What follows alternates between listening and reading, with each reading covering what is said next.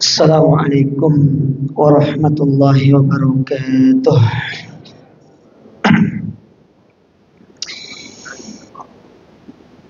Alhamdulillah alladzi bi ni'matihi tatimmus shalihat. Segala puji dan puja senantiasa kita panjatkan kepada Allah Azza wa Jalla atas segala nikmat yang Allah berikan kepada kita di kesempatan yang berbahagia ini, sehingga dengan nikmat-nikmat tersebut Allah memudahkan kita untuk bisa beribadah di pagi hari yang berbahagia ini. Mungkin ada di antara panjenengan yang telah memulai ibadahnya dengan qiyamul lail atau salat tahajud, kemudian datang ke sini untuk melaksanakan salat subuh secara berjamaah, yang mana semua itu semata-mata merupakan karunia, taufik dan nikmat dari Allah Subhanahu wa ta'ala. Oleh karenanya Nabi alaihi salatu wassalam, apabila beliau mendapatkan satu kenikmatan, senantiasa beliau akan mengucapkan kepada Allah Subhanahu wa ta'ala, alhamdulillah alladzi bi ni'matihi tatimmus shalihat. Segala puji dan puja hanya milik Allah, yang mana dengan kenikmatan dari Allah segala kebaikan itu menjadi sempurna. Oleh karena ya masyarul muslimin, jangan pernah kita menjadi hamba yang kufur kepada Allah atas segala kenikmatannya, karena tanpa nikmat Allah kita adalah hamba yang fakir. Allah berfirman, ya ayuhan nas antumul fuqara ilallah. Wahai manusia, kalian itu fakir dan kalian itu butuh kepada Allah Subhanahu wa ta'ala. Amma ba'd, para jamaah dirahmati serta dimuliakan oleh Allah, sebelumnya kami mengucapkan jazakumullah khairan kepada takmir Masjid Ar-Rayyan dan juga kepada seluruh warga perumahan yang telah mengundang kami ke sini, dan semoga Allah Subhanahu wa ta'ala mencatat apa yang kita lakukan pada kesempatan ini sebagai amal soleh yang akan memperberat timbangan amal kebaikan kita di akhirat kelak. Allahumma amin. Tema kita pada kesempatan yang berbahagia ini yaitu tentang harta terbaik seorang mukmin. Tema ini kita ambil dari sebuah hadis Nabi sallallahu alaihi wasallam, yang mana hadis ini dibawakan oleh Imam At-Tirmidzi di dalam sunannya dan disahihkan oleh Syekh Al-Albani rahimahullah dalam bukunya yang berjudul Sahih At-Tirmidzi pada nomor hadis yang ke-3094. Hadis ini diriwayatkan dari seorang sahabat yang bernama Thauban, maula Rasulullah sallallahu alaihi wasallam, yaitu pelayannya Rasul. Jadi Thauban ini adalah pelayannya Nabi alaihi salatu wassalam, bukan budak ya. Kalau pelayan itu di zaman Nabi seperti Anas, orang tuanya itu gak punya apa-apa mau ngasih Nabi, akhirnya dia punya anak namanya Anas. Maka kemudian Anas itu diserahkan kepada Nabi untuk melayani Nabi SAW. Jadi bukan budak. Kalau budak itu lahir dari peperangan. Jadi perbudakan itu kalau adanya perang. Tapi kalau Thauban, Anas, mereka ini adalah pelayannya Nabi. Jadi berkhidmat untuk Nabi Sallallahu Alaihi Wasallam. Beliau bercerita, lamma nazalat, tatkala turun kepada beliau satu ayat Al-Quranul Karim dalam surat At-Taubah, dalam surat At-Taubah, surat yang ke-9 pada ayat yang ke-34, di mana Allah Subhanahu wa taala berfirman, walladzina yaknizuna adh-dhahaba wal fiddah, dan orang-orang yang mereka mengumpulkan dan menyimpan emas dan perak, wala yunfikunaha fi sabilillah, dan mereka tidak menginfakkan hal tersebut di jalan Allah, fabashshirhum bi'adzabin alim, maka kabarkanlah kepada orang-orang seperti ini tentang azab Allah yang sangat pedih. Jadi ketika ayat ini turun, kata Thauban, qala kunna ma'a Rasulillah sallallahu alaihi wasallam fi badi asfarihi, tatkala itu kami sedang bersama Nabi dalam sebuah safar. Jadi dahulu para sahabat itu biasa bersafar bersama Nabi, berpergian. Kadang berpergian untuk perang, kadang berpergian untuk dakwah dan yang lainnya. Namun kebanyakan safarnya para sahabat dengan Nabi SAW itu untuk peperangan. Banyaknya seperti itu, untuk perang. Nah, turun ayat ini, surat At-Taubah, surat yang ke-9 ayat yang ke-34. Dan orang-orang yang menyimpan emas dan perak. Maka sebagian para sahabat yang bersama Nabi itu, mereka nyeletuklah, ngomong, ya. Mereka mengeluarkan celutakannya dengan mengatakan, kata mereka, lau alimna ayyul mal khairun fanattakhidahu, andai kata kami tahu ada harta yang lebih baik daripada emas dan perak, kami ingin mengambil dan mengumpulkan harta tersebut. Kami ingin memilikinya. Seandainya kami tahu ada harta yang lebih baik daripada emas dan perak ini, kami ingin mengumpulkan, kami ingin memilikinya. Karena kita tahu di zaman itu harta terbaik yang emas sama perak, dan alat untuk tukar menukar, jual beli itu pakai emas, mata uang emas, dinar dan dirham. Satu dinar itu 4,25 gram emas murni, ya. Jadi 4,25 gram, lumayan besar ya, 4,25 gram. Jadi kalau dirupiahkan ya, kalau hitungannya emasnya 1 juta, 1 gram berarti 1 dinar 4.250.000. Makanya dulu ketika Sa'id bin Amir Al-Jumahi, pas waktu ditunjuk oleh Umar bin Khattab jadi gubernur di wilayah Syam, dia kan nggak pernah ngambil gaji tuh, karena ada gajinya. Makanya dia miskin, nggak punya pembantu, miskin pokoknya, gubernur paling miskin di zaman Umar. Tapi memimpinnya luar biasa. Akhirnya Umar berinisiatif untuk memberikan kepada dia 4.000 dinar. 4.000 kali 4.250.000. Berapa kira-kira? Nah, berapa itu? 1,6 ya?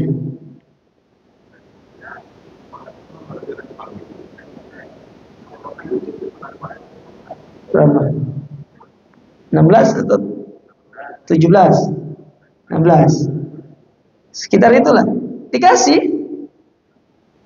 Antum banyak. Jangan coba bayangkan ya, dapat 16 miliar gitu. Kira-kira bang ini pakai apa kira-kira? Jangan dapat 16 miliar nih. Ada orang datang ke rumah, nih 16 miliar. Kira-kira jenengan pakai apa 16 miliar? Ya, buat ini, buat itu. Tapi Said tidak ngambil uang itu. Ketika dikasih uang 16 miliar itu, dia cuma katakan innalillahi wa inna ilaihi raji'un. Istrinya yang di dapur itu dengar. Loh kenapa? Apakah Umar meninggal dunia? Kata dia. Kata Said, ini lebih dahsyat daripada Umar meninggal. Ini ada uang 4.000 dinar datang ke kita untuk merusak ibadah kita. Maka dibagi dan diambil. 1 dinar pun tidak diambil. Ya. Nah, para sahabat ini bertanya sama Nabi SAW, ya Rasulullah, apa harta terbaik daripada emas dan perak ini, supaya kami bisa mengumpulkannya? Karena para sahabat itu tidak semuanya kaya, banyak yang miskin, terutama ahli sufa yang tinggal di Masjid Nabawi. Sufa itu teras, Pak. Itu namanya sufa, di depan itu teras, itu sufa. Jadi mereka itu tinggal di teras, satu tempat dekat masjid, mepet masjid, ya teras. Satu bagian, tapi bukan dalam masjid, di luarnya. Namanya sufa. Makanya orang yang tinggal di situ disebut dengan ahlus sufa, penghuni sufa maksudnya. Ahlu itu penghuni. Ya. Misalkan kayak antum tinggal di perumahan ini, ya namanya ahlu. Ya. Makanya disebut penghuni rumah itu namanya ahlul bait. Banyak yang miskin, tapi mereka tuh pingin gitu loh, punya harta yang resikonya sedikit. Bahkan kalau bisa nggak punya resiko harta ini. Kalau emas ada resikonya, perak ada resikonya. Apalagi kalau punya emas, tidak dikeluarkan zakatnya, resikonya gede. Tanggung jawabnya besar di hadapan Allah. Nah, mendengar hal itu, maka Nabi SAW mengatakan kepada mereka. Kata Nabi SAW, afdaluhu, sesungguhnya sebaik-baik harta itu ada 3. Jadi sebaik-baik harta yang lebih baik daripada emas dan perak itu ada 3. Yang pertama yaitu lisanul dzakir, lisan yang senantiasa berzikir kepada Allah. Loh kok bisa, Ustaz? Ya, bisa. Zikir itu harta terbaik, harta yang luar biasa. Zikir kepada Allah. Saking terbaiknya zikir itu,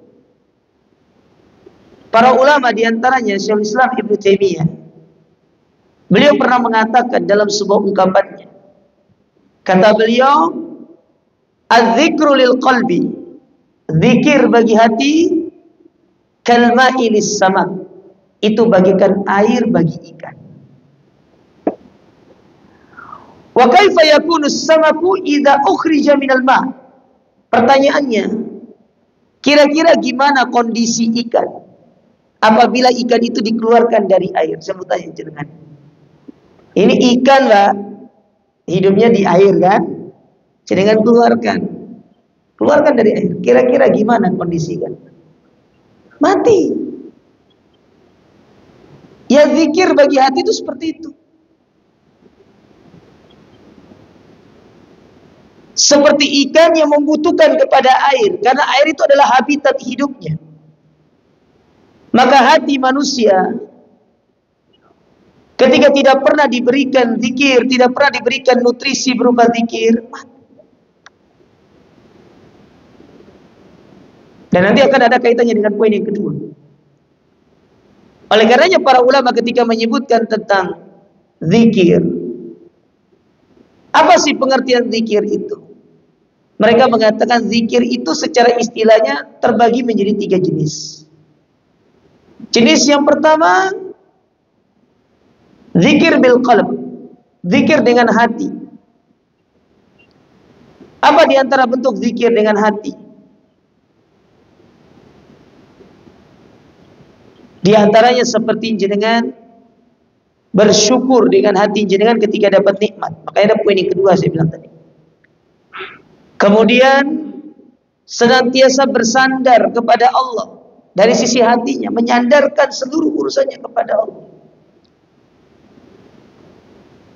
Senantiasa hati ini mengingat Allah dimanapun kita berada.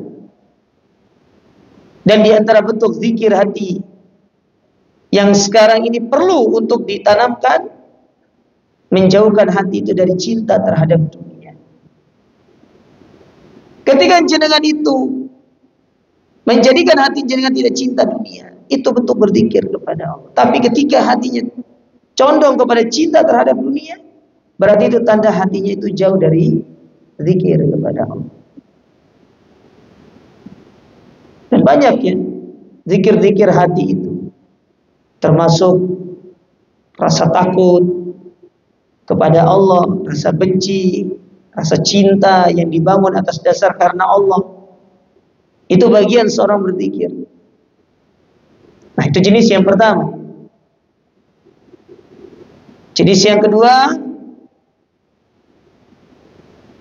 yaitu zikir dengan lisan, seperti baca Quran, mengucapkan tahmid, mengucapkan tahlil, mengucapkan takbir, kemudian beristighfar, ya, menjaga lisan dari tidak berkata-kata yang kotor, itu bagian daripada zikir kepada Allah. Karena banyak orang itu hanya beranggapan zikir itu ya seorang tahmid, tahlil, takbir, nah itu. Tapi menjaga lisan supaya tidak berbicara yang buruk, yang menyakiti perasaan orang lain, itu juga bagian daripada zikir dengan lisan, yang jarang dan hampir-hampir jarang dilakukan oleh kaum muslimin sekarang ini. Apalagi kalau kita lihat generasi-generasi muda sekarang nih Pak, nih ngomong itu, manggil temannya naudzubillah, ngeri. Ya, kadang-kadang panggil temannya itu sambil ngabsen kebun binatang Surabaya itu. Ngeri orang-orang sekarang. Ya. Tuh ini kan Surabaya, iya benar. Mosok tidak boleh berubah gitu loh. Apa tidak boleh kita kemudian lisan kita rubah untuk memanggil orang itu dengan sebutan yang terbaik? Kan tradisi yang baik dilanjutkan. Adapun peninggalan atau tradisi yang buruk, maka sebaiknya dirubah. Apalagi kalau tradisi tersebut bertentangan dengan norma-norma agama. Agama menyuruh kita untuk menjaga lisan. Kan banyak itu. Pertikaian seseorang terjadi itu disebabkan karena pengaruh lisannya. Sampai-sampai seorang penyair mengatakan, jarahatus sinan lahut ti'am. Luka yang disebabkan oleh pedang itu bisa sembuh, Pak. Wa jarahatul lisan laisa lahut ti'am. Tapi kalau luka yang disebabkan karena sayatan lisan, ini nih. Atau banyak hubungan yang rusak gara-gara salah ngomong dan sulit sembuhnya. Kalaupun dimaafkan, tidak seperti yang dulu. Ya, tidak seperti yang dulu. Banyak terjadi seperti itu. Salah berbicara. Oleh karenanya para ulama memasukkan zikir dengan lisan itu diantaranya adalah berbicara yang baik. Karena Nabi SAW bersabda, "Man kana yu'minu billahi wal yawmil akhir falyaqul khairan aw liyasmut." Kalau kalian beriman kepada Allah Ta'ala dan juga hari akhir, maka hendaklah berbicara yang baik. Kalau tidak bisa, maka sebaiknya diam. Nah, ada pun jenis yang ketiga, ada namanya zikir dengan al-jawarih. Zikir dengan anggota badan yang lainnya selain daripada lisan dan hati. Mana contohnya? Mata. Mana bentuk berzikir mata itu? Mata itu bentuk berzikirnya jangan melihat kepada yang haram. Telinga Gimana bentuk berzikirnya? Maka jangan dia mendengar sesuatu yang haram. Sebagian orang itu berasumsi begini, atau dia berhujah begini, Ustaz, anak gak ikut gibah, anak cuma dengar. Ya bodoh aja. Iya, anda ikut gibah memang, tapi kan mendengar gibah itu bagian daripada dosa tersendiri. Seorang mendengar, bahkan menikmati orang bergibah gitu kan, dia dengar, dia ikut, dia cuma dengar, cuma nikmat. Itu dosa tersendiri. Memang tidak sama dengan dosa ketika kita ikut bergibah ria ini. Tapi dengan mendengarkan gibah, mendengarkan aib saudara itu dibicarakan, itu sudah bentuk kita ridho tentang satu kemungkaran, dan kita masuk ke dalam firman Allah Ta'ala, wala ta'awanu 'alal itsmi wal udwan. Dan jangan kalian saling tolong menolong dalam perbuatan dosa. Harusnya yang diterapkan di situ, kalau dengar saudara itu digibahi, adalah amar ma'ruf nahi mungkar. Kalau tidak mampu, paling tidak tinggalkan tempat itu, jangan dengar. Itu bagian daripada zikir. Telinga ini jangan didengarkan sesuatu yang haram, sesuatu yang terlarang. Demikian pula tangan, kaki, tangan mengambil dan memegang sesuatu yang dibenarkan, kaki melangkah ke tempat-tempat yang diridhoi. Nah, kalau tiga zikir ini terpenuhi dengan hati, dengan lisan, dengan anggota badan, maka kita telah memenuhi seluruh apa yang menjadi kriteria dan kesempurnaan di dalam berzikir. Karena selama ini kita itu hanya mengambil satu bagian dari jenis zikir, yaitu hanya dengan lisan. Dengan lisan.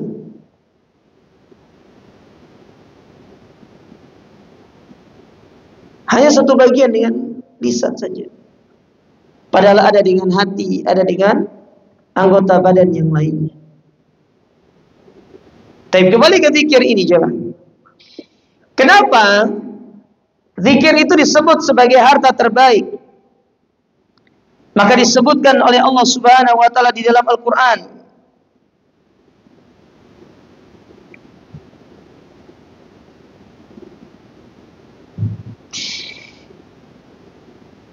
Allah sebutkan di dalam Al-Qur'anul Karim,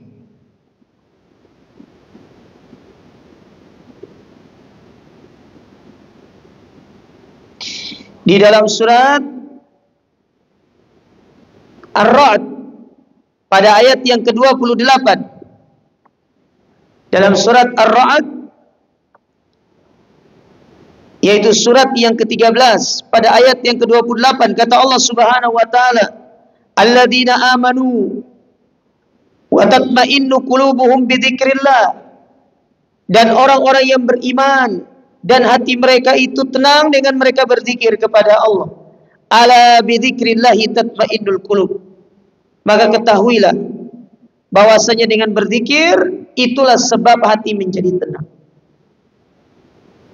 Nah, ini satu keutamaan dari orang yang selalu mengingat Allah Subhanahu wa taala, menjadikan hidupnya tenang. Orang yang punya harta apa?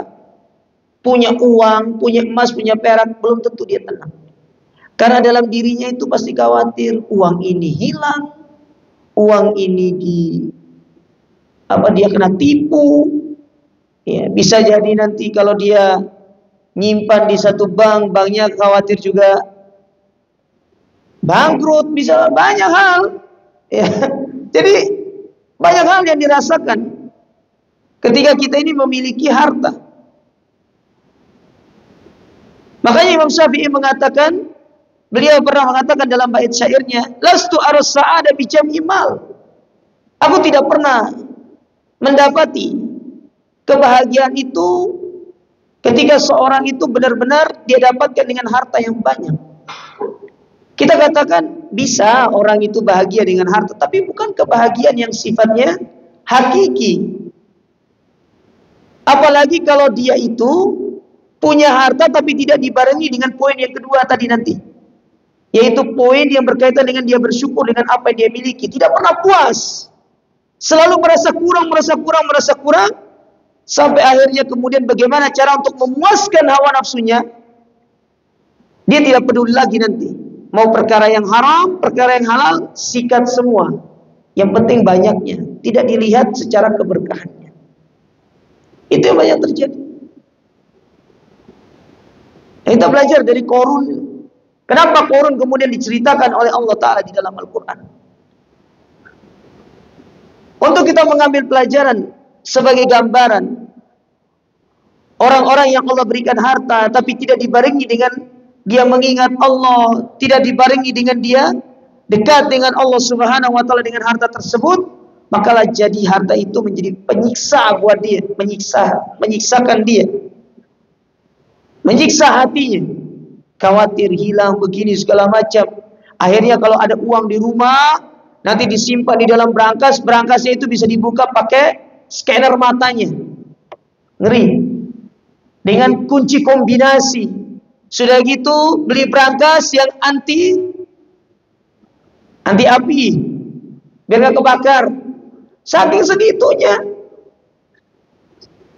Saking khawatir uangnya hilang, gak disimpan di Indonesia, Pak. Dia pergi ke luar negeri. Dia datang ke bank-bank luar negeri sana. Dia berangkat ke Swiss sana. Dia taruh uangnya di situ. Kenapa? Dia lebih percaya di sana daripada Indonesia. Takut uangnya hilang. Tapi di Indonesia dia hidupnya tidak tenang. Kenapa? Dia lupa dengan Allah Subhanahu wa taala. Dia lupa dengan Allah.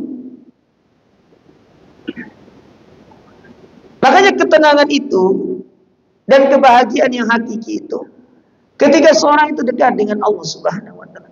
Coba jenengan rutinkan aja training gitu loh.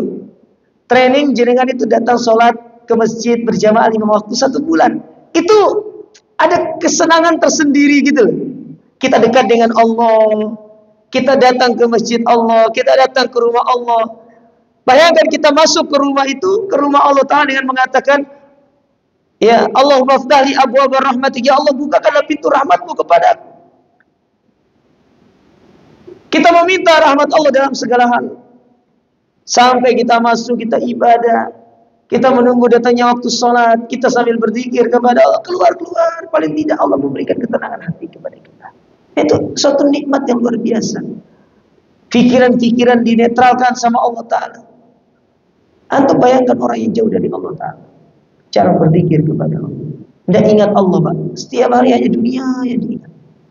Akhirnya pusing mikirin A, B, C, D. Padahal sebelumnya tidak punya penyakit, tapi karena pikiran pergi ke dokter. Oh, jenengan harus banyak istirahat, Pak. Pikirannya diistirahatkan. Akhirnya nanti dikasih obat, kecanduan obatnya. Akhirnya kalau nggak minum obat tersebut, tiba-tiba stres. Ya. Kalau sudah gitu, kena penyakit ini, penyakit itu, entah vertigo lah, entah apalah. Akhirnya dikit-dikit, dokter obat, dokter. Padahal uang banyak. Apa dipikir juga? Ya itu tadi takut, karena jauh dari Allah Ta'ala. Makanya Nabi SAW mengatakan, la ba'sa bil ghina liman ittaqa. Kalau mau kaya nggak apa-apa, tapi kaya yang bersyukur, yang bertakwa. Artinya jangan sampai kemudian dunia ini melalaikan kita dari berzikir kepada Allah Subhanahu wa taala. Berzikir sama. Jenengan di rumah ya, mengingat Allah. Mungkin yang sudah pensiun sambil ya mungkin punya kebiasaan baru, ngerawat tanaman sambil siram-siram tanam. Ya, sambil siram, sambil beristighfar sama Allah, itu lebih enak. Mungkin sambil jogging. Apakah boleh sambil jogging sambil beristighfar? Boleh. Ada yang marah? Tidak ada. Itu kan sifatnya zikir mutlak. Sambil jogging keliling komplek ini daripada keluar sana kan ini udah di dalam sini saja sudah lumayan itu treknya itu. Tinggal jenengan dari ujung ke ujung putar balik 3 kali 4 kali itu sudah mungkin 3 kilo mungkin itu. Ya, lebih bahkan. Sudah gitu insya Allah udaranya lebih segar. Tidak ada banyak kendaraan. Itu sambil beristighfar, sambil bertasbih, sambil tangannya mungkin kalau jenengan punya apa namanya tasbih apa namanya digital itu, Sambil jalan, astagfirullah, astagfirullah. Tidak apa-apa, boleh. Silakan, astagfirullah. Tidak ada yang larang. Ya. Cuma jangan nanti juga dibawa juga dalam kamar mandi lagi buang air, astagfirullah, astagfirullah gitu ya, jangan begitu. Ya. Yang lain, pakai dalam kegiatan-kegiatan yang lain gitu. Ya. Nanti tangan kirinya pegang selang, siram tanaman, tangan kanannya, astagfirullah, tidak apa-apa, boleh. Ya. Tidak ada masalah. Jadi sebisa mungkin waktu jenengan ini jangan habis dengan perkara-perkara yang menjadikan kita jauh dari Allah. Mohon maaf nih Pak ya, apalagi jenengan yang sudah masuk ke usia purna. Ya. Itu persiapan yang benar-benar harus dipikirkan dengan matang. Karena ini sebagai penentu dan final dari usia jenengan. Bukan berarti kita yang muda-muda, oh masih muda Ustaz. Enggak juga. Tapi kita lebih menekankan kepada yang purna gitu loh. Karena mengingat satu ya, kondisi fisik tidak sama dengan yang muda, betul loh tidak? Tidak sama. Ya kan? Dan juga kita tidak ngerti. Sewaktu-waktu kemudian kita bisa berhenti. Sekarang apa yang coba jenengan mau kejar? Dunia sudah dikasih. Allah sudah memberikan kepada jenengan dunia. Sekarang apa yang jenengan harus kejar? Ya akhirat. Tinggal akhirat yang dikejar, dunia sudah diberikan, jenengan sudah dapat tempat tinggal yang nyaman, sudah diberikan penghasilan dunia yang sudah cukup. Tinggal gimana caranya membangun istana di surga. Itu tinggal. Jenengan sudah bangun istana nih di sini, tinggal bangun istana di surga. Yang insya Allah tidak ada pajak PBB-nya, Pak. Ya, nggak ada. Di surga itu nggak perlu pakai PBB, nggak perlu pakai maintenance, nggak ada. Nggak perlu jenengan mikir, Ustaz gimana caranya ngecat tiap bulan? Nggak ada pikir itu. Nggak ada bayar listrik di sana, nggak ada. Ya, tidak ada. Tapi jenengan harus bangun dari dunia. Di dunia tempat bangunnya, nanti di akhirat baru metiknya. Dan salah satunya itu adalah dengan zikir kepada Allah Subhanahu wa Ta'ala. Baik. Di antara manfaat zikir ini jemaah banyak sebenarnya ya, selain daripada menenangkan hati. Kata para ulama, di antaranya apa kata Imam Ibnu Qayyim? Di antara manfaat berzikir itu, beliau mengatakan dalam bukunya bahwasanya orang yang selalu berzikir kepada Allah Subhanahu wa Ta'ala itu menjadikan dia itu sangat dekat dengan pertolongan Allah dalam setiap kesulitannya. Ya, sangat dekat dengan pertolongan Allah Subhanahu wa Ta'ala dalam segala kesulitannya. Sebagaimana disebutkan oleh Imam Bukhari dan Imam Muslim dari sahabat Abu Hurairah radhiyallahu taala anhu bahwasanya Nabi SAW pernah bersabda, Allah berfirman, "Ana inda dhanni abdi bi," aku itu tergantung prasangka hambaku. "Wa ana ma'ahu hina yadhkuruni," dan aku bersama dia tatkala dia mengingatku. In dzakarani fi nafsi, dzakartuhu fi nafsi. Kalau dia ingat aku akan ingat sama dia. Wa in dzakarani fi mala'in, dzakartuhu fi mala'in hum khairum minhu. Dan apabila dia mengingatku dalam kondisi di tengah keramaiannya, maka tatkala dia di tengah keramaian yang lain, aku akan mengingat dia dan aku akan menyebut-nyebut namanya. Lihat, Allah Ta'ala bersama kita. Yang penting kita sering ingat sama Allah Ta'ala. Makanya dalam Al-Quran Allah mengatakan, "Falamma zagu azaghallahu qulubahum." Sekali kita lupa sama Allah, Allah lupa sama kita. Makanya jangan sekali-sekali kita melupakan Allah Ta'ala dalam hati, di lisan kita. Ya. Makanya coba lihat ya syariat Islam ini. Saking kita ingin selalu dipautkan dengan Allah Ta'ala, diikat hubungannya supaya kuat dengan Allah. Tidak ada satu kegiatan yang jenengan lakukan pasti semuanya punya doa. Coba jenengan sebut satu kegiatan yang jenengan lakukan itu yang tidak ada doanya. Masuk toilet, ada. Pakai baju, ada. Mau makan, ada. Naik kendaraan, ada. Mau tidur, bangun tidur. Bahkan sampai ada petir ada doanya, turun hujan ada doanya.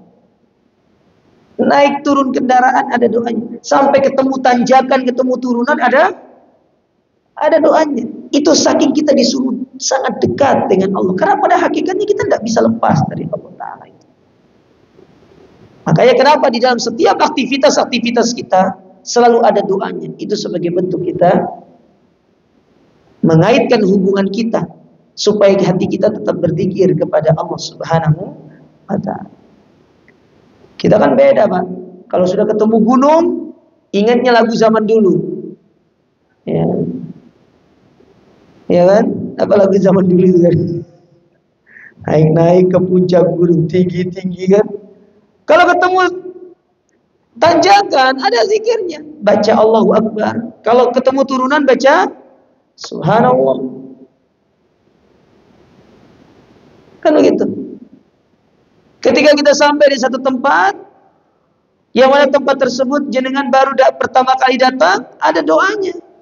Doanya Bismillahirrahmanirrahim, la yadurru ma'asmi syai'un fil ardi wala fis sama wa huwas sami'ul alim. Baca doa tersebut. Makanya kita tidak bisa lepas dari Allah Ta'ala. Oleh karenanya salah satu doa dalam zikir pagi petang, yang kalau jenengan zikir pagi dan petang pasti akan familiar dengan doa ini. Ya Hayyu Qayyum birahmatika astaghith. Asli nisyani kullah wala takilni ila nafsi tarfata ain.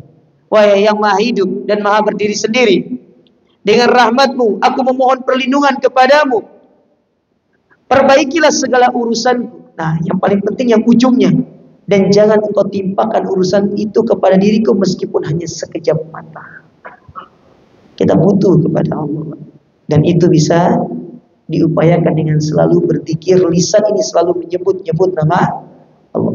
Makanya orang dulu itu, kalau orang sering lupa, selalu diingatkan dengan kata-kata mas nyebut. Disuruh nyebut itu maksudnya. Disuruh ingat Allah. Karena pada hakikatnya orang yang bermaksiat berarti dia lupa kepada Allah. Coba kalau dia ingat Allah, dia tidak akan bermaksiat kepada Allah. Nah, jadi kalau punya ini, Pak, tidak ada resiko hilang, tidak ada resiko diambil orang, tidak kena zakat, ya toh. Daripada punya emas kan kena zakatnya, berarti nggak boleh dong punya emas. Boleh, silakan punya emas, tapi ojo lali zakatnya. Punya emas 1 kilo, ya nanti kalau sudah waktunya 1 tahun keluarkan zakat. Tidak apa-apa, silakan. Tapi alangkah lebih baiknya ketika Allah memberikan harta dunia, kita pun mengambil harta akhirat, yaitu dengan kita berzikir kepada Allah Subhanahu wa Ta'ala. Itu yang pertama. Yang kedua, Pak, kata Nabi sallallahu alaihi wasallam, harta yang terbaik itu adalah wa qalbun syakir. Hati yang selalu bersyukur kepada Allah atas segala nikmat. Kita ini kalau ngitung nikmat Allah itu banyak. Tapi banyak orang itu selalu notice hanya dengan satu nikmat. Nikmat harta. Nikmat uang. Nikmat fulus. Bil fulus mulus.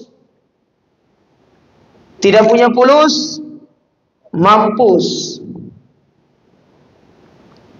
Selalu notice dengan nikmat harta. Padahal banyak nikmat-nikmat yang lainnya. Contoh nikmat sehat. Jenengan pilih mana, Bapak Ibu? Kaya tapi sakit-sakitan, atau miskin tapi sehat?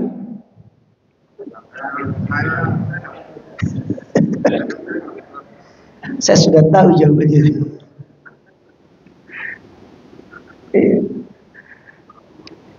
Kaya tapi sakit-sakitan, atau miskin tapi gak ada yang benar itu satu. Kaya sih. Alhamdulillah. Semoga jenengan diberikan keduanya, amin insyaallah ya. Nah, banyak orang itu dia notice kalau punya uang itu pasti bahagia, belum tentu. Tapi kalau sudah sakit-sakitan, apalagi sakitnya parah, kayak misalkan ginjal yang harus tiap saat cuci darah, sudah gitu berapa coba biayanya? BPJS Ustaz. Nah, Tapi kan tetap BPJS itu bayar.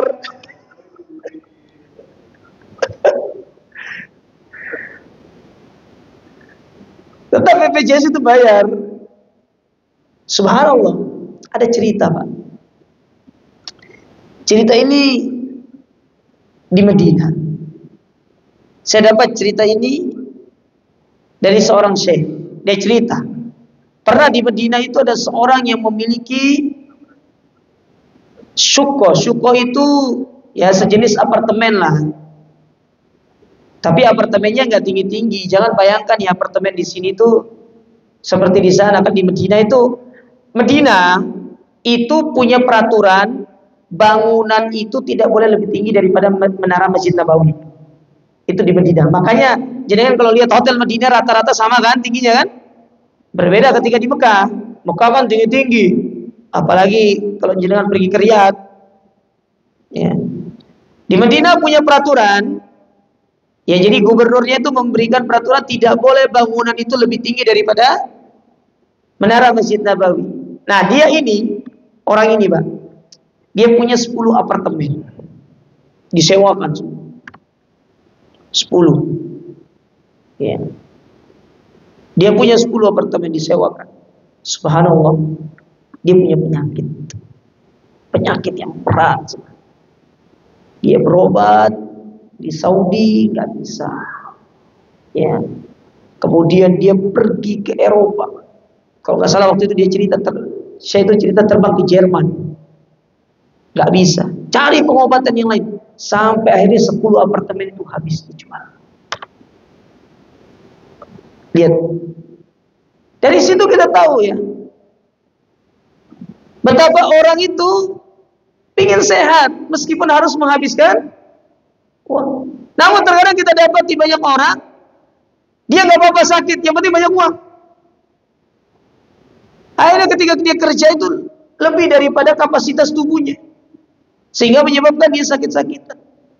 Nah maksud saya, nikmat itu kan tidak harus berupa uang atau banyak nikmat itu. Nikmat sehat, nikmat punya keluarga. Kalau kita hanya berpangku atau hanya sekedar kita memiliki mindset nikmat itu cuma satu toh, berarti yang merasakan nikmat itu hanya orang-orang yang diberikan kelapangan harta. Dan seperti itu. Makanya Allah menjadikan nikmat itu banyak. Dan nikmat tertinggi ketika kita diberikan nikmat iman. Nikmat bisa terus beribadah kepada Allah. Di saat banyak orang di luar sana meninggalkan ibadah dengan alasan sibuk. Tapi ada orang di tengah kesibukannya masih dia menyempatkan diri untuk beribadah. Kapan hari saya lihat satu video di satu satu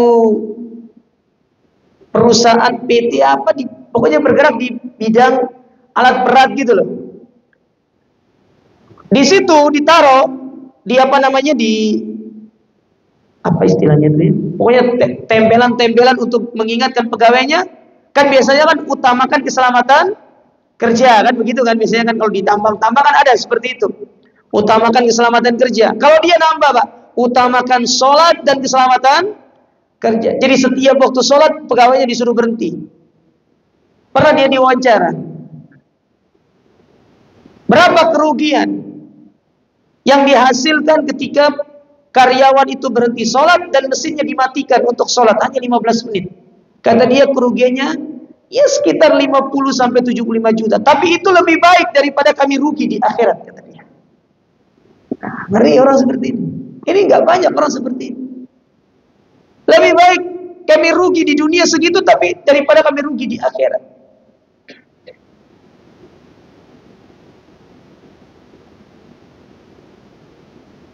Nah kita ini kan banyak yang seperti itu.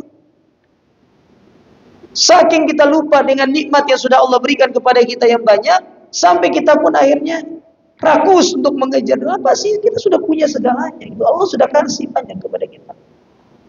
Kenapa kemudian kita tidak bisa bersyukur kepada Allah Ta'ala? Sebenarnya nikmat itu akan menjadi satu keindahan kalau kita berhasil untuk melihat dari sudut pandang mana nikmat itu kita dapatkan. Kita punya sekarang ini tempat tinggal yang nyaman, kendaraan yang nyaman. Kemudian kita masih bisa makan yang enak. Coba digeser sedikit untuk melihat kepada yang lainnya. Di luar sana ada orang-orang yang tidak mendapatkan seperti apa yang kita miliki. Apalagi kalau jenengan misalkan yang sudah pernah pergi ke negara-negara konflik misalkan. Mungkin pernah masuk ke Palestina. Lihat bagaimana kita masuk ke Palestina itu.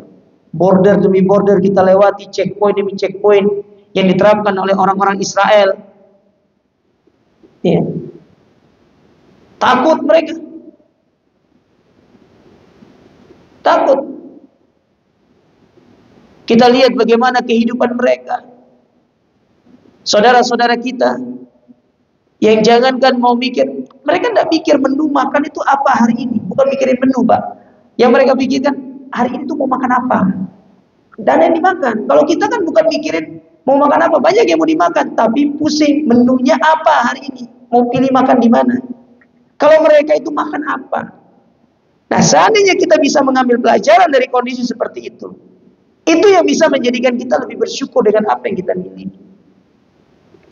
Maka sebenarnya nikmat itu tuh bukan seberapa banyaknya sehingga menjadikan kita bahagia ketika kita miliki, bukan itu. Tetapi sejauh mana kita mensyukuri atas apa yang kita miliki. Itu yang paling penting dari nikmat itu. Dan jangan selalu membandingkan dengan orang-orang yang di atas kita. Kalau jenengan bandingkan dengan orang di atas jenengan, apa yang jenengan sudah miliki yang sangat banyak ini tidak akan ada apa-apanya. Karena patokan kita adalah orang yang lebih tinggi daripada kita. Coba orang yang lebih bawah daripada kita. Oleh karena Nabi SAW mengatakan apa? Laisal gina an kasratil arad, lakinnal gina gina nafs. Kekayaan yang sejati itu bukan ketika dia punya banyak uang. Korun itu banyak uangnya. Tapi kenapa kemudian dia itu tidak bisa puas dengan uang yang dia miliki? Hanya satu yang kurang. Dia lupa bersyukur kepada Allah. Padahal dia hidup di tempat yang di situ banyak orang miskin. Banyak orang yang membutuhkan. Sehingga tatkala datang kepada dia, orang yang meminta, dengan sombongnya dia mengatakan, ala utitu illa min ilmin indi. Kalian kenapa minta-minta? Ini harta aku dapatkan dengan kerja kerasku. Kalian tidak ada hak, sudah pergi. Padahal dia mengambil sedikit untuk diberikan kepada yang membutuhkan. Itu tidak akan mengurangi banyak hartanya. Nah, kita tuh seperti itu, kurang seperti itu. Tidak berani memberi. Ya. Yang kita jadikan patokan itu orang yang di atas kita. Pelit. Bahkan bukan hanya untuk orang, untuk anak istri kadang-kadang pelit, tidak mau ngasih. Sehingga Allah tuh menghukum kita dengan harta itu. Dihukum kita. Berada dalam rasa takut kalau akan hilang, harta ini akan hilang. Andai kata kalau kita bisa bersyukur dengan apa yang kita miliki, dan wujud syukur itu dengan lisan kita memuji Allah, kita punya uang, kita punya harta ini kita bantu, kita berikan kepada istri, berikan kepada anak, berikan kerabat, berikan orang tua, berikan yang membutuhkan. Apa yang kita keluarkan itu yang akan masuk kepada kita dan bahkan lebih banyak daripada itu. Bukankah Allah Subhanahu wa taala pernah mengatakan dalam Al-Quran, diantaranya dalam surat Ar-Rahman, Allah berfirman, hal jazaul ihsan illal ihsan. Tidak ada balasan dari kebaikan melainkan pasti kebaikan. Dan diantara bentuk bersyukur dengan nikmat itu, dari nikmat itu adalah kita berbagi kepada yang membutuhkan. Pernah satu ketika, Pak, ada seorang ditanya, siapakah orang yang paling bahagia? Siapa orang yang paling bahagia? Ya. Seandainya pertanyaan itu ditujukan kepada jenengan, siapa yang paling bahagia? Kira-kira apa jawabannya? Pasti akan beragam pernyataan jawabannya, karena pola pikir manusia beragam. Ada yang bilang, oh orang yang paling bahagia itu kalau dia punya satu rumah di sini, di komplek depan sana satu rumah, itu bahagia. Orang akan bahagia kalau dia bisa jadi ini, orang akan bahagia kalau bisa jadi ini. Padahal konsep bahagia itu sederhana. Berdasarkan ayat tadi. Maka orang ini ketika ditanya siapakah orang yang paling bahagia, dia mengatakan as'adun nas man as'adan nas. Orang yang paling bahagia itu ketika dia berbagi kebahagiaan kepada orang lain. Kenapa? Karena dia tahu setiap yang dia bagi dari kebahagiaan tersebut, Allah akan membalas kebahagiaan itu kepada dia. Orang yang bahagia itu ketika dia berbagi kebahagiaan dengan orang. Karena Allah akan membalas kebahagiaan yang diberikan kepada orang tersebut. Makanya dalam ayat yang lain Allah mengatakan in ahsantum li anfusikum. Kalau kalian berbuat baik, kebaikan itu kalian yang akan rasakan manfaatnya. Wa in ahsantum li anfusikum. Dan kalau kalian berbuat buruk, maka dampak keburukan itu kembali kepada kita, kembali kepada pribadi. Kembali kepada pribadi. Nanti gimana dengan nikmat ini? Kita berbagi kebahagiaan dengan orang. Orang-orang yang ada di sekitar kita merasakan manfaat dari nikmat yang Allah berikan kepada kita. Dan itulah sepandai-pandai bersyukur, kata para ulama, dengan kita berbagi kebahagiaan kepada orang lain. Itulah sepandai-pandai kita bersyukur dari nikmat yang Allah berikan kepada kita. Jadi stop kemudian kita ini ya menjadikan barometer orang-orang di atas kita gitu. Terus yang sering terjadi juga, banyak di antara kita ini suka mengeluh, padahal sudah punya banyak. Mukmin itu tidak perlu banyak mengeluh. Anti mengeluh mukmin itu. Anti mengeluh. Kita belajar dari para sahabat. Para sahabat itu ketika di Mekah, orang kaya-kaya semua. Orang kaya-kaya semua. Mereka punya uang, punya fulus. Mereka pergi dagang ke Syam, pergi dagang ke Yaman. Mereka bawa dari Mekah itu, bawa minyak wangi, bawa ini, mereka pulang bawa emas. Dan emas yang mereka bawa bukan sedikit. Tahu ceritanya Perang Badar itu? Perang Badar itu, Pak. Ceritanya, Abu Sufyan datang dari Syam, baru selesai dagang, membawa emasnya orang-orang Quraisy sebanyak 2000 gram. 2000 gram, Pak. Dibawa karena hasil jualan. Nabi dengar Abu Sufyan ini baru pulang dari Syam bawa uang segitu. Maksud Nabi ingin mengambil harta yang dirampas di Mekah. Kan di Mekah kan dirampas hartanya para sahabat kok. Nabi itu pingin harta mereka dikembalikan. Nah, akhirnya ingin menghadang kabilahnya Abu Sufyan 2000 gram itu. Dibawa. Akhirnya Abu Sufyan itu dengar Nabi mau menghadang dia, tulis surat, dikirim ke Mekah supaya orang Mekah menolong kabilahnya atau menolong kelompok dagang Abu Sufyan supaya uang mereka tidak diambil oleh Nabi SAW. Namun apa yang terjadi? Abu Sufyan lolos, terjadi perang Badar. Para sahabat itu bukan orang-orang miskin, tapi coba ketika mereka pergi ke Madinah, tidak ada satupun keluar dari lisan mereka ketika pindah ke Madinah itu, aduh coba saya pindah dari Mekah ya, harta saya banyak. Nah, seperti itu, mereka tidak ngeluh. Contoh Abdurrahman bin Auf itu, pindah ke Madinah, dia tidak mengeluh, padahal dia itu adalah pedagang yang ulung, penjual yang luar biasa, kayanya naudzubillah. Sampai di Madinah, dia kemudian tidak mengeluh, coba aku begini, coba aku begini. Tidak ada begitu dia. Dia cuma ngomong, mana pasar, aku mau kerja. Aku mau cari uang. Kerja di 6 bulan dapat emas. Dipinang lawan wanita Ansor. Padahal sebelumnya ditawar sama Sa'ad bin Mu'ad. Sa'ad bin Mu'ad ini nawar ke Abdurrahman bin Auf, aku punya tanah 1 hektar, kamu garap setengah. Kata dia, aku tidak mau. Sudah kamu simpan hartamu. Tunjukkan aku di mana pasarku mau berdagang. Dia dagang. Pergi dagang 6 bulan dapat emas, menikahi wanita Ansor. 1 tahun kemudian lihat peluang bisnis. Dia lihat ada tanah nganggur. Datang ke Nabi, ya Rasulullah, gimana kalau aku membuka pasar? Karena pasar di sana itu sudah ramai. Gimana kalau di sini aku membuka pasar? Akhirnya Nabi SAW mengatakan, ya sudah, kamu buka. Tapi jangan lupa, ya, hak kaum muslimin dibuka. Akhirnya beliau membuka tempat dagang yang baru. Maka jadilah kemudian Madinah itu memiliki 2 pusat perdagangan. Satunya dibuat oleh Abdurrahman bin Auf. Abdurrahman bin Auf itu, Pak, menerapkan sistem apa? Aku ambil barangmu, bayar belakangan. Dia tidak punya modal. Jadi dia datang ke supplier nih, mana barangmu ini ya? Aku ambil ya. Tempo 1 minggu aku bayar ya. Ambil bayar. Gitu dia. Abdurrahman bin Auf itu begitu. Kaya. itu contoh orang yang pandai bersyukur tuh begitu.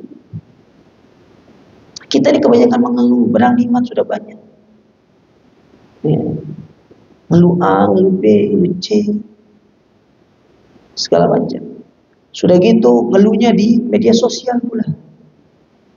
La haula wala quwwata illa billah. Ngeluh itu kalau jenengan mau ngeluh, jangan ngeluh kepada manusia. Jenengan sholat 2 rakaat dulu di sini. Nangis sama Allah, jangan nangis sama manusia. Ngeluh itu sama Allah, itu mukmin. Ya. Tunjukkan kalau kita ini punya Tuhan yang selalu membantu kita, yang selalu akan memberikan pertolongannya kepada kita. Nah, akhirnya karena generasi kita jauh dari Allah Ta'ala, oh luar biasa Pak ngeluhnya. Ngeluh, lama-lama ngilu dia. Subhanallah. Nah, ini yang terjadi di tengah-tengah kita. Taib, yang terakhir saya sebutkan yang terakhir. Harta terbaik itu adalah zaujatun mu'minatun tu'inuhu al-iman. Istri yang soleha, yang membantu suaminya untuk taat kepada Allah. Ini penting. Nah, ini wasiat khusus kepada para istri sebenarnya. Para istri bantu suami untuk ibadah. Apa di antara bentuk ibadah terbesar suami selain daripada melaksanakan kewajiban dari Allah? Yaitu bantu suami untuk berbakti kepada orang tua kalau orang tua masih hidup. Jangan jadi sandungan besar. Nah, tapi juga saya bela nih ibu-ibu juga. Tapi terkadang sering terjadi para suami tidak memenuhi apa menjadi kebutuhan istri. Tolong diingat ini Bapak Ibu ya. Dalam masalah jenengan dapat uang nih, dapat gaji, apalah. Maka nafkah yang pertama itu bukan nafkah orang tua, istri dan anak jenengan dulu. Kalau ini sudah terpenuhi, maka nafkah itu boleh dialihkan untuk orang tua. Boleh dialihkan untuk orang tua. Karena kewajiban kita sebagai suami itu tetap harus istri dan anak. Karena kita sudah mengambil amanah itu dari mereka, dari orang tua mereka. Artinya kita akan bertanggung jawab. Dan paling sering saya dapat ini curhatan para istri, ya. Ini cerita tentang suaminya. Ustaz, suami saya itu Ustaz, kalau sama temannya royal, sama kita pelit.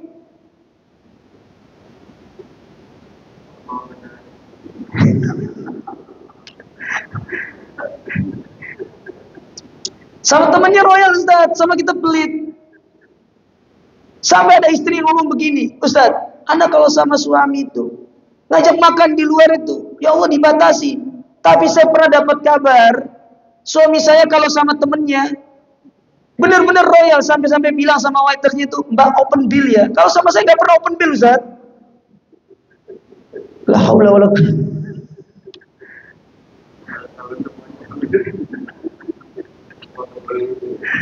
Ya Allah.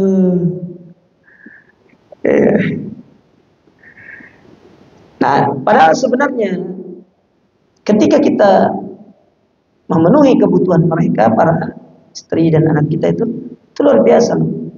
Manfaatnya luar biasa. Tapi perlu diingat ya, tolong para istri, kalau sudah dipenuhi kebutuhannya dan suami ingin beribadah kepada Allah melalui orang tuanya, justru istri itu harus didukung, harus mendukung suaminya. Kenapa? Karena kalau dia punya anak, kemudian anaknya menyaksikan orang tuanya atau ibunya ini memotivasi suaminya untuk berbakti sama orang tua, itu anak akan berbakti sama dia. Nanti kalau sudah tua, akan seperti itu. Karena tadi Allah mengatakan hal jazaul ihsan ilal ihsan, kebaikan dibalas kebaikan. Kita motivasi aja suami ini. Bila perlu kalau suami lupa misalkan, Mas, sudah telepon orang tuanya. Sudah, ayo kau lama tidak pernah kita pergi berkunjung. Meskipun orang tuanya rewel gitu kan ya, orang tuanya kemudian cerewet, gak apa-apa. Pergi aja berkunjung. Sekedar untuk berkunjung, setelah itu pulang lagi gak apa-apa. Yang penting nilai ibadahnya itu yang paling penting. Ini penting bagi seorang suami. Istri seperti ini nih, membantu suaminya, mengingatkan suaminya kalau dia belum ibadah, mengingatkan suaminya untuk kebaikan. Mungkin suami punya kebiasaan untuk bersedekah, diingatkan, Mas, kan sudah berikan sama saya nih, sama anak-anak kebutuhannya sudah. Jangan lupa loh Mas, sedekah juga untuk Mas sendiri. Kan butuh sama harta itu untuk disedekahkan. Gitu caranya. Tapi jangan ditaruh embel-embel belakangnya. Tapi perlu tahu Mas ya, sedekah terbaik itu kepada istri loh Mas. Ibu doa ibu. Sama saja. Ya padahal sudah diberikan. Nah penting, pasangan hidup itu penting yang baik. Makanya bagi yang belum menikah, ada beberapa yang belum menikah kayaknya.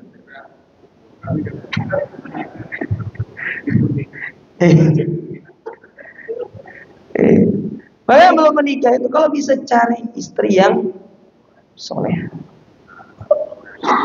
Serius, istri yang soleha itu di rumah itu. Istri yang soleha itu luar biasa loh Pak. Saya punya teman, dia nikah sama orang Jepang.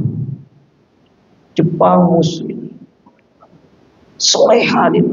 Tahu kata dia cerita, Ustaz, anak punya istri soleha. Kenapa tadi? Anak mau berangkat kerja, disiapin semua. Sepatu disiapin. Ya. Terus setelah itu keluar Pak. Nah ini yang ajibnya di situ.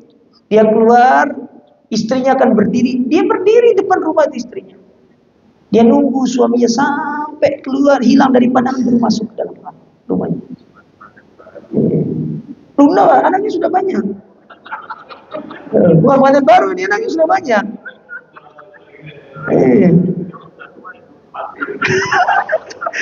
Istri kita itu kayaknya.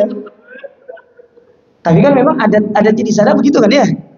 Iya, betul kan ya? Nah, pertanyaan yang paling ajib Mas pulang, sambut, disiapkan air panas, cuci kaki. Kapan terakhirnya kita dicuci kakinya sama istrinya?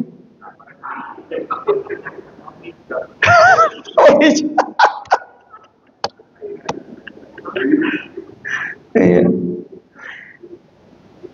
Tapi istri yang soleha itu tidak akan lahir, ya. Istri yang soleha itu Pak, tidak akan lahir kalau suaminya tidak soleh. Maka kalau ingin istrinya soleha, ya kita juga harus. Atau jangan-jangan namanya jenengan sudah soleh gitu ya.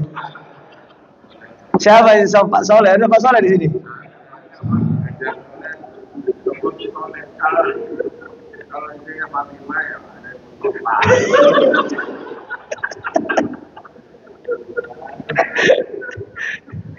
Kalau Rukoya, siapa suami?